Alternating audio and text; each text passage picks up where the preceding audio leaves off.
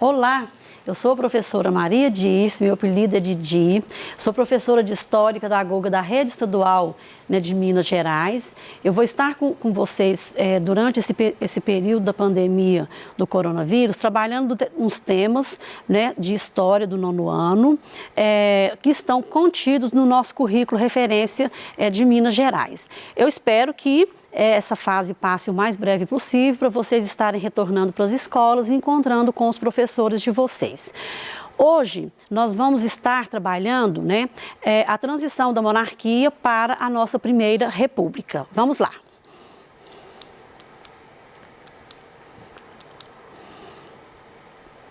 A gente vai estar vendo, então, como eu falei, né, o que levou à queda da monarquia no Brasil, né, para a gente estar chegando à proclamação da República. Eu trouxe aqui para você, né, a primeira bandeira republicana, né, brasileira, que ela não é como é a nossa bandeira atual, e trouxe aqui a bandeira do Império, né, que durante todo o Império brasileiro. Quais que foram, né, essas questões que levou, né, o fim da monarquia no Brasil para a gente estar implantando a República? Nós tivemos várias questões, só que eu trouxe aqui para vocês as 3 questões mais importantes. A primeira dela é a questão militar. Nós tivemos, né, no final já lá da monarquia, a Guerra do Paraguai, né, guerra por causa de território.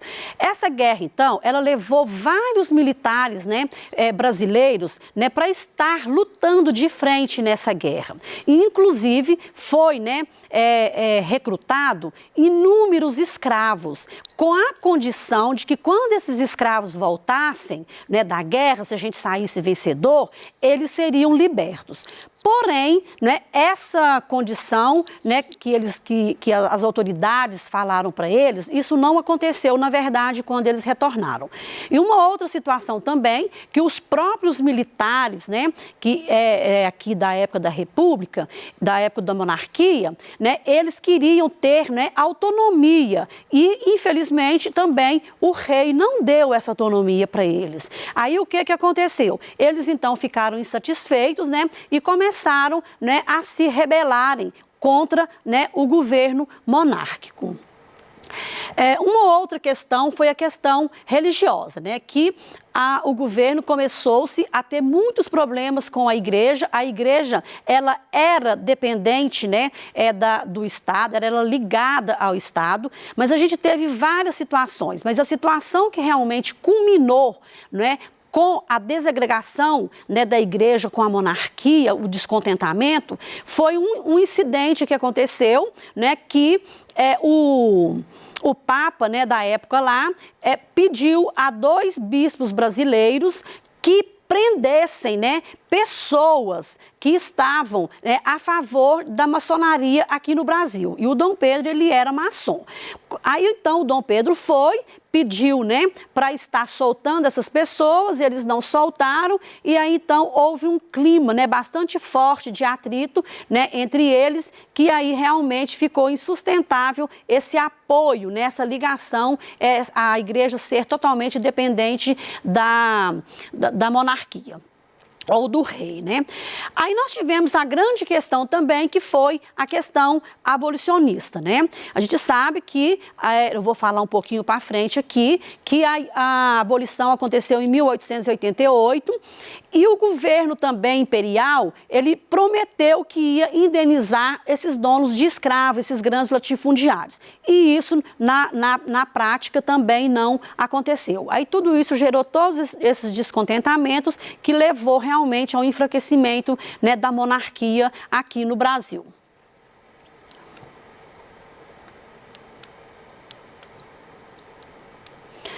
Eu trouxe uma charge aqui bastante interessante, né? Onde, de um lado, né, o rei falando aqui, né, o governo vai cair, já briguei com os fazendeiros e com a igreja, né? E vem um militar e coloca, quem mandou criar, né, questões militares? Então, foi as 3 questões que eu trouxe para vocês, né, que todos esses grupos muito descontentes realmente com a forma, né, que o Dom Pedro estava, né, dirigindo o nosso país. Bom, dentro da sociedade da economia, né, a primeira coisa aqui que a gente tem que lembrar é que no final já da metade do Império para frente do Segundo Reinado, a gente teve uma grande expansão cafeeira, né, dentro da economia, principalmente lá no Oeste Paulista. Mas também surgiu, né, nessa época, né, que a gente chama a época do Mauá, que foi aí, né, a questão, né, do aumento das indústrias, né, e aí criou-se novos bancos, teve um desenvolvimento muito grande com a criação, né, de estradas de ferro e mais, né, muitas coisas que realmente foram trazidas aí de desenvolvimento nessa época aqui no Brasil. As transformações, né, elas eram um pouco limitadas porque, na verdade, a gente teve uma permanência ainda de muita coisa de ser, né, a exportação agrícola, ela era ainda o nosso forte da nossa economia, porque, na verdade, a industrialização ela estava no começo e era uma industrialização ainda bastante tímida e dependente, né, de outros países compradores. E claro que aqui, lembrando que São Paulo, né, e Rio de Janeiro, na época, eram as duas cidades mais fortes, né, economicamente que a gente tinha, tá? Permaneceu, apesar desse desenvolvimento, permaneceu no Brasil ainda, né, a questão da estrutura agrária e social em todas as outras regiões, porque onde, na verdade, desenvolveu foi só Rio de Janeiro e São Paulo mesmo, tá? E a mão de obra, né, ela era mão de obra escrava, já tinha acontecido a abolição em 88, mas ela foi sendo gradativamente substituída por imigrantes, né? No início, imigrantes italianos, alemães, que foram os mais fortes, né, no início da nossa imigração. E o trabalhador dos imigrantes, normalmente eles eram feitos, né, nas primeiras indústrias aqui, mas era bastante tímido ainda o desenvolvimento industrial. Oh, desculpa. Bom, a Lei Áurea, então, aqui em 88, eu quero mostrar para você, né, que ela trouxe, né, esses ex-escravizados ficaram sujeitos a muitos preconceitos aqui, né, confirmados por teorias racistas, né, e sociais da época, tá? E eles, para eles, né, nada estava representando essa abolição da escravidão, porque eles foram libertos, mas, porém, o governo não fez políticas públicas para estar, né, colocando essas pessoas no mercado de trabalho, dando condições, né, suficientes para que essas pessoas, né, sobrevivessem de maneira digna. Aqui, inclusive, tem uma imagem, né, de uma família, né, num casebre muito pobre ainda lá na fazenda, né, mas já na verdade, sem aquela condição que ela tinha lá de escravo. Após a abolição, então, o negro ele foi excluído do mercado de trabalho aqui no Brasil totalmente, tá? Eles fizeram, né, leis que eu vou estar mostrando, né, agora para você, né, que nada favorecia esse escravo. Então, esse ex-escravo, ele só trabalhava em serviços pesados, né, e que nada acrescentava para eles em melhoria de vida. A exclusão, então, né, o governo achava que tinha sido uma exclusão legalizada, né, quando ele coloca que eles fazem leis, né, implícitas e explícitas, né, que escravizados não podiam ter certas profissões. As profissões deles eram as profissões as mais miseráveis que tinham, tá? Né? Quando eu coloco miseráveis, eram aquelas profissões de ser, né, trabalhar só na construção civil, naquele serviço mais pesado que tinha lá na fazenda, né? Mas eles não serviam para estar, né, dentro de uma casa de um senhor, porque a cor prejudicava, né? E muitas coisas mais. Os lotes de terras também que antes eram usados, né, que eram livres e qualquer pessoa livre podia estar usando, né, esses lotes para sua plantação, o que que eles fizeram? Eles começaram então a doar esses lotes para os homens bons. O que que são esses homens bons para, né, essa classe da época? Era a pessoa branca, católica e que tinha família. Então, claro, o negro, o pobre, mais uma vez ficou excluído, né, nessa condição aqui desses lotes, nessas sesmarias que a gente chamava na época. Então, claro que o poder público, né, em momento nenhum, ele faz nada, nenhuma política para estar, né, inserindo esse negro na nova sociedade que estava por vir. A lei de terras, que aconteceu aqui no Brasil, né, um pouco antes, que foi em 1850, também foi outra situação extremamente difícil, porque as pessoas que tinham terras que eram do Estado, né, que pertenciam ao Estado, mas que elas ali plantavam para sua subsistência, com a lei de terras, então, em 1850, passou-se, você só poderia ser dono da terra se você pagasse por ela. E claro que a maioria das pessoas que moravam ali, né, eram os negros ou as pessoas muito pobres e que elas não tinham essa condição de estar comprando lote nenhum de terra.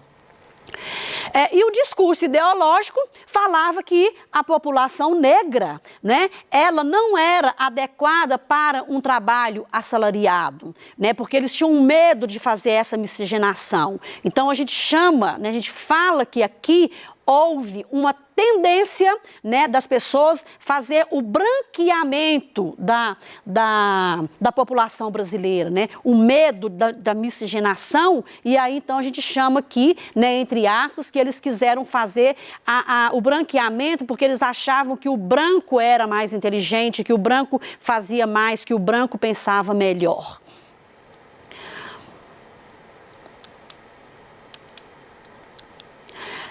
Bom, a perda da monarquia, então, né, com todos esses fatores que foram acontecendo aí, claro que eu estou colocando a questão aí toda do negro, mas o negro lutou muito, né, para ter a sua liberdade e a sua autonomia. E aí, com isso, então, né, nós vamos estar vendo aqui agora todos os fatores que realmente levou, né, a decadência aqui da monarquia aqui no Brasil para a gente proclamar uma república, né? A falta de habilidades do imperador, né, do Dom Pedro, para estar resolvendo todos os impasses, os problemas que tinha, além dele estar totalmente desanimado, porque ele não via uma perspectiva de ter um terceiro reinado aqui com a sua filha Isabel, porque a Isabel ela era casada, né, com um francês, e esse francês ele era dito como muito chato, né, ele era uma pessoa muito sem carisma, né, com as pessoas. Então aí o Dom Pedro achava que não ia existir um terceiro reinado para a princesa Isabel assumir, porque possivelmente o marido ia estar por trás das decisões. E uma outra coisa que agravou também foi que ele estava doente com uma diabetes, e essa diabetes realmente debilitou muito, né, a questão da saúde dele, e ele então ficou meio que, né, meio sem vontade de trabalhar, né, de estar resolvendo os impasses para que a monarquia não acabasse. Ele perdeu também, claro, o apoio de vários grupos sociais, um deles, inclusive, os grandes latifundiários, mas nesse momento a gente já tinha aqui no Brasil também, né, outras classes sociais surgidas da indústria, que eram os operários, né, os industriais que estavam vindo. Então, com isso, então, claro que ele vai perdendo todo esse apoio, e aí, então, a nossa tendência realmente é a monarquia vir a cair. O projeto republicano, presidencialista e federalista, eu vou estar falando no próximo slide sobre a questão do manifesto, né, do manifesto republicano, que pregava isso, a difusão das ideias liberais e positivistas em favor da república, tá? Essas ideias vieram da Europa, nós vamos estar vendo que o Augusto Conte teve uma grande influência nessa questão, inclusive também com a questão da liberdade lá dos Estados Unidos, da independência dos Estados Unidos da América, e a influência dos países vizinhos, né, que está aqui, que foi os Estados Unidos da América. Aqui mostra, tem uma gravura aqui muito interessante do Dom Pedro, né? A gente vê aqui o descaso dele lendo um jornal, dormindo, né, numa apatia enorme, enorme. Bom, em 1870, então, funda-se no Brasil, em São Paulo, tá? O PRP, que é o Partido Republicano, e com isso, então, eles fazem, né, um manifesto republicano onde eles reivindicam inúmeras coisas dentro desse manifesto, tá? E aí, então, quais, né, as reivindicações, né, que esse manifesto, né, deixa para a gente. Isso daí eu vou deixar para vocês pesquisarem, porque a gente vai estar vendo um pouco mais para frente na próxima aula, tá ok?